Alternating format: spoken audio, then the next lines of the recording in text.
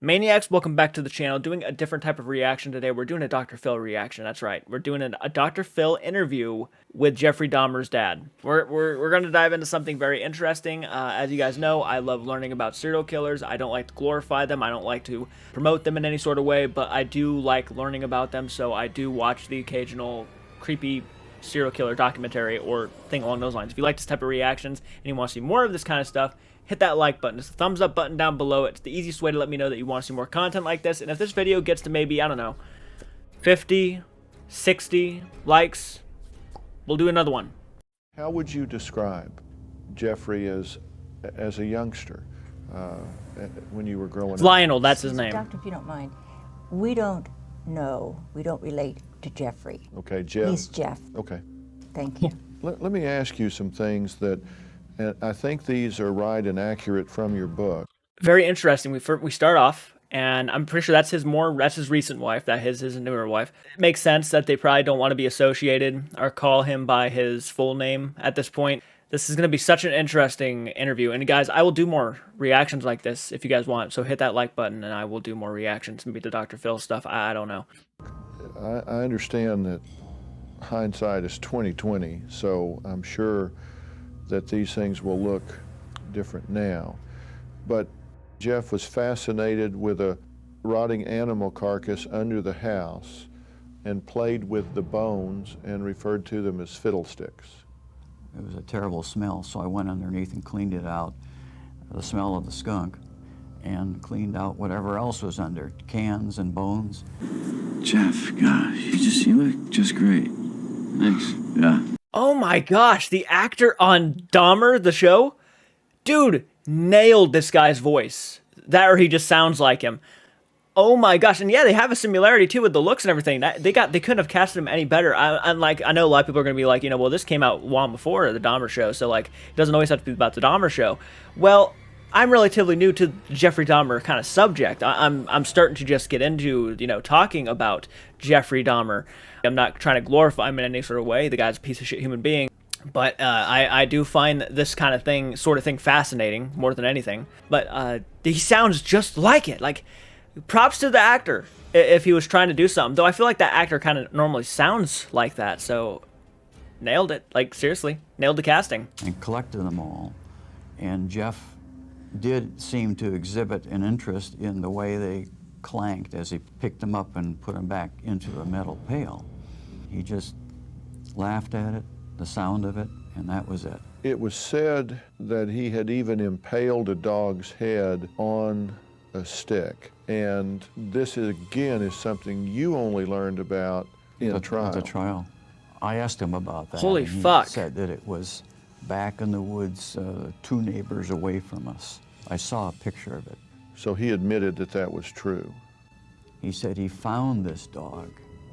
I don't know if it's really true, to be honest. Did he with you, kill it, or but like? He told me that he found this dog that he decapitated and put on a stake. And do Okay, so it sounds like it's already believe dead. that there were warning signs that as a father you should have seen? If your kid is going around collecting dead animals, cutting them open and exploring them and that sort of thing, that how do you not know that? Well, as I said, it's heavily wooded, very rough terrain, and there are a lot of hiding places. He was extremely secretive and Yeah, he wasn't making it too obvious. Tell me about the locked wooden box that you confronted him about. Oh, yeah. I gotta say, though, in the show, Jeffrey Dahmer is kind of trying to come out about what he's doing to his dad, but his dad kind of pushes it to the side. I'm not sure if that was really true or not and what he did, but it sounds like we're about to get into the discussion about the wooden box, which at the wooden box in the show, obviously, he kept the head inside of it. And it was a very intense scene between him and his father about how he was going to open the box, but Jeffrey was really trying to push it to where he wasn't going to do it. And I'm not sure how much of that's true, but I guess we're about to find out what Lionel, hopefully we find out the whole situation. on occasions my mother had complained about seeing some pornography around. So when I made the visit to Milwaukee, I saw this box in the closet in his room. I said, I'm going to open it.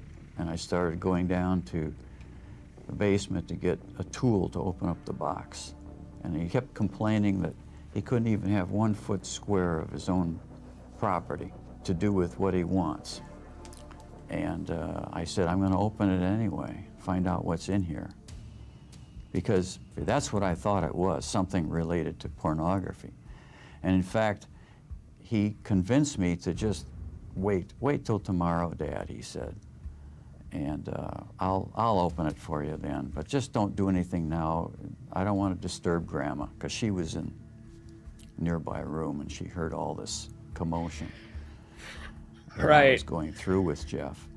And so I'm in a way I'm glad, but in a way I'm not glad that I didn't press it, because if I would have opened that box and found what was in there, I think I would have lost it. Then the next day he opened it and he said, see, this is what it was.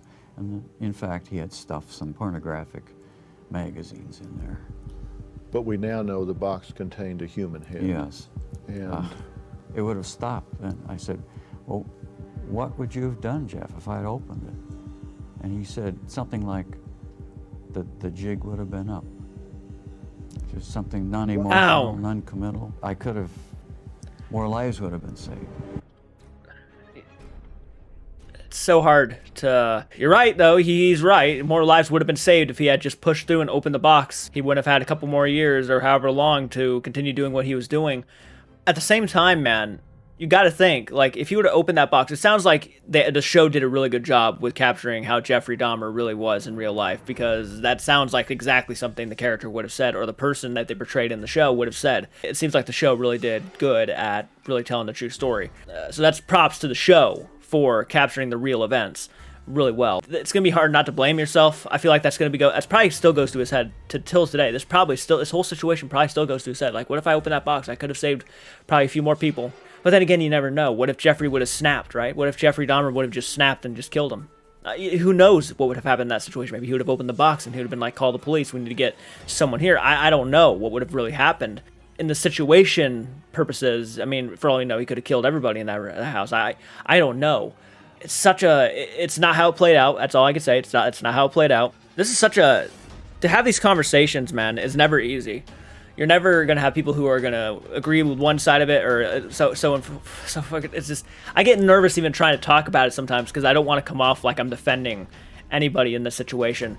If this was my kid, I probably would have just opened it, to be honest with you. I probably would have went ahead and just opened it, but I don't know what he would have done in that situation. He sounds like, yeah, the jig's up. Like, you know, I feel like his dad would have been the one person he probably would not want to have hurt. So he would have been like, all right, Dad, you got me. Just go ahead and call the police. That's how I picture him reacting to it.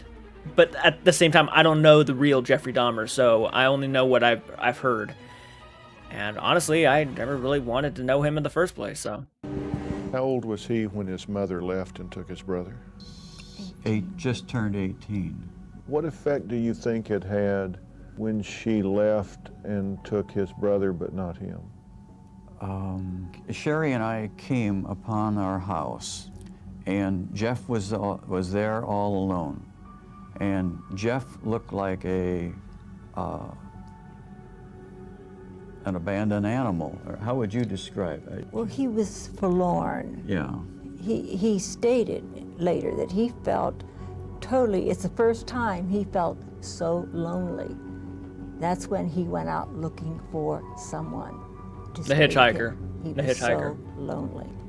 That was the He first felt murder. abandoned with We the hill. didn't know he was left alone. And he had already done this first murder. He apparently felt so alone that he picked up this hitchhiker. Yeah. And yeah. when this hitchhiker wanted to leave, he wanted him to stay so badly, he hit him with a barbell.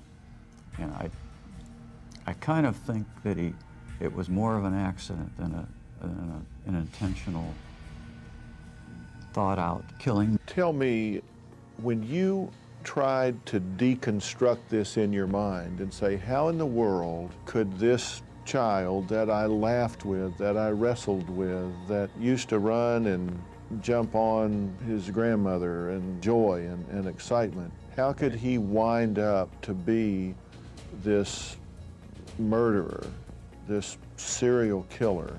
I thought that he, at some point in his age 12 to 14, when he was coming out of puberty, his sexual engine, so to speak, was in high drive, and he was touching the insides of these animals.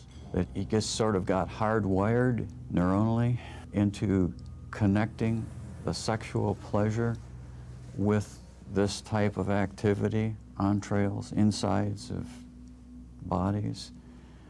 That's the way I thought about it after thinking about it for a while. At first, I couldn't fathom how he turned out to be this far down the continuum. Yeah. I mean, we're all on a continuum. He went fucking far too, yeah. We all do bad things.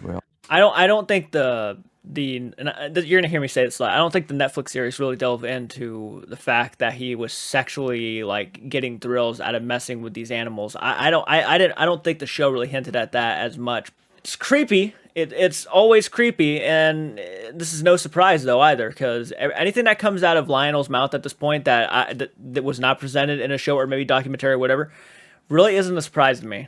These people, the fact that you could take a life surprises me. I couldn't fathom the idea.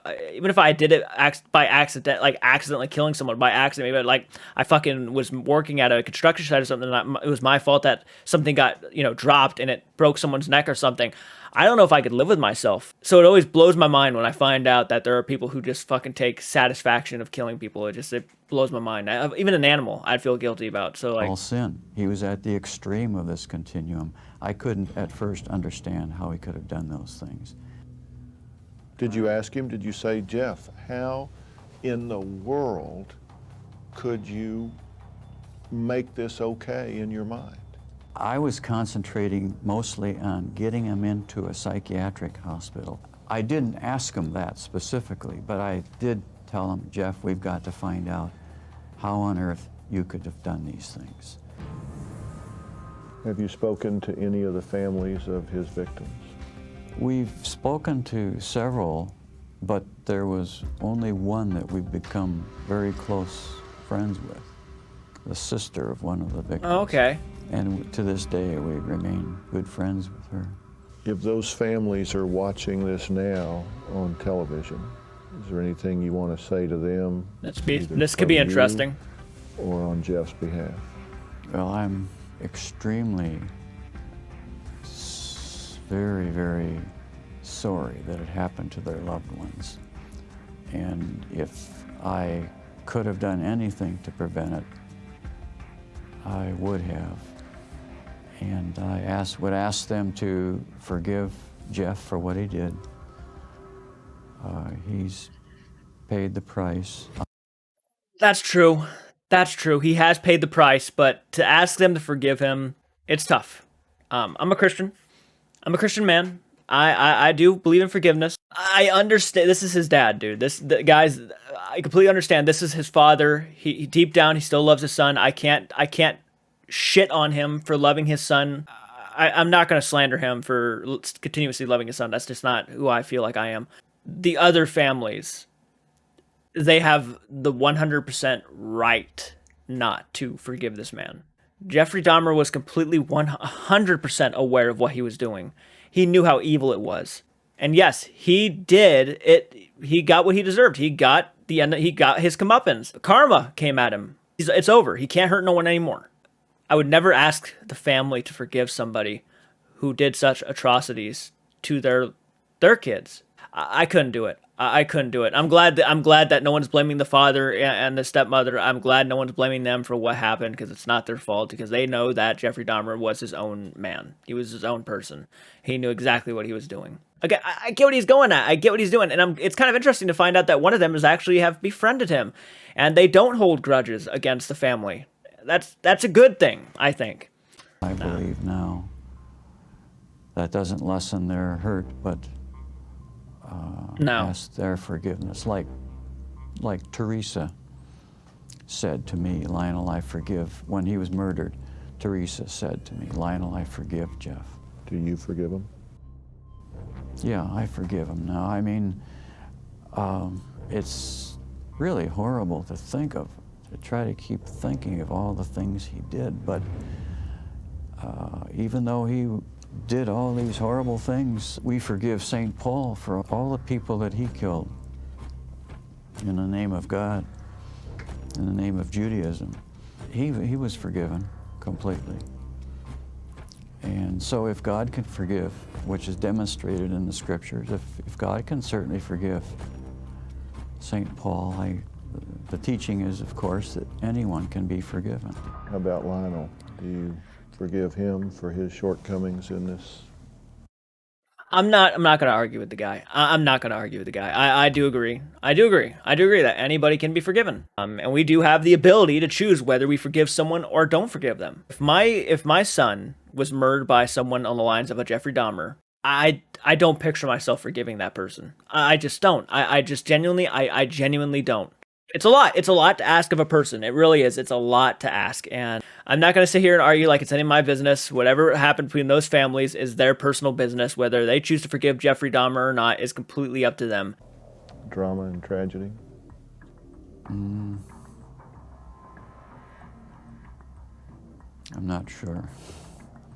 I guess I was a little bit naive. I didn't think enough about, I was concentrating too much out of the premise that everything right with the spouse would automatically cause things to fall in place with the family. I just wish I had been I had a little bit more smarts to feel that I should be putting some of that effort with my son. Do you think, It sounds like he blamed himself a little bit. retrospect, that there were red flags, there were warning signs that you missed? There definitely were warning absolutely. signs that I missed, but I didn't believe it, or it's hard to believe. Because you're his dad, right? I'll give you one example. You're his father. When he was about somewhere in the 11, 12 to 14 age range, he roamed around the country roads where we lived and gathered on his bike with big plastic bags the remains of various animals, foxes, small dogs, animals that had been killed on the road, and took them back home. And ours was extremely heavily wooded lot, a very rough terrain, where he did, as I found out later, at the time of his so-called insanity trial, found out for the first time there that he did this.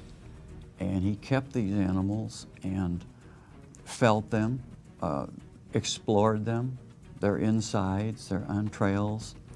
Oh, gosh, it's creepy. Terrible things like that. It's disgusting.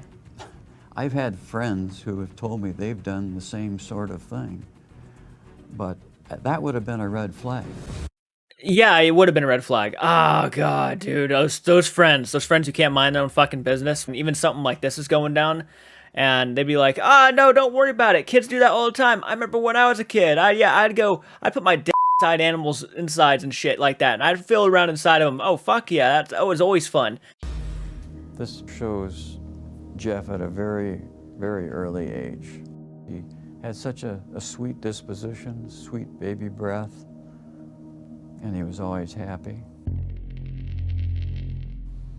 Christmas time was always a very happy This is time. real footage, It was wow. a time when All there this were has been no real footage. Real arguments. Jeff was always happy at Christmas time because there was a lot of things to eat. Easter was always important to him because he got his chocolate bunny.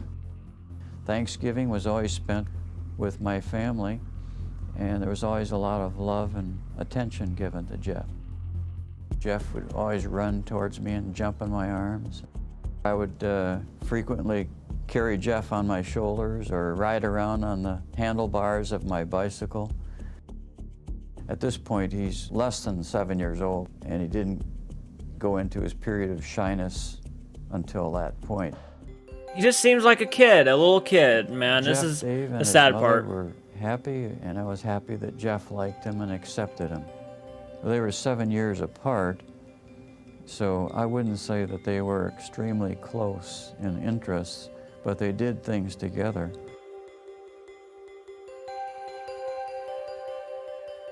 Jeff really loved Frisky. The dog? He just loved the way Frisky paid attention to him and licked him and romped around with him. Jeff always had an interest in nature. He That was a very crab? inquisitive. He liked, Looks like it. biology class and in school, and we did several things together for science fair. All right. This is at Grandma Dahmer's house. He loved his grandmother dearly. Yeah. He knew it was unconditional love.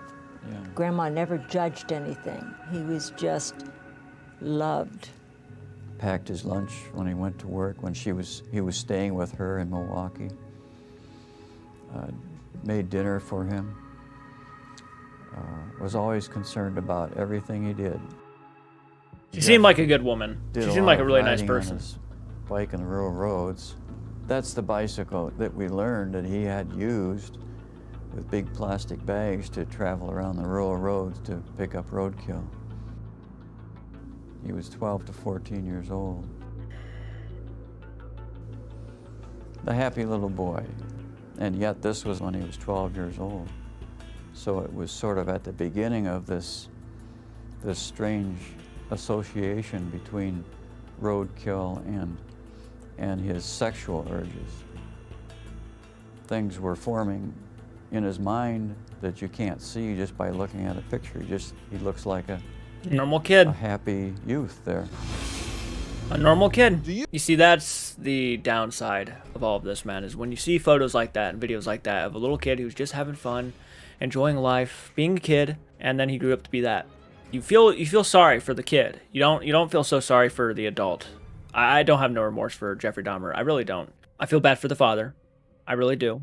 I could only imagine what was going through his mind when he found all this stuff out. Fascinating video, fascinating interview.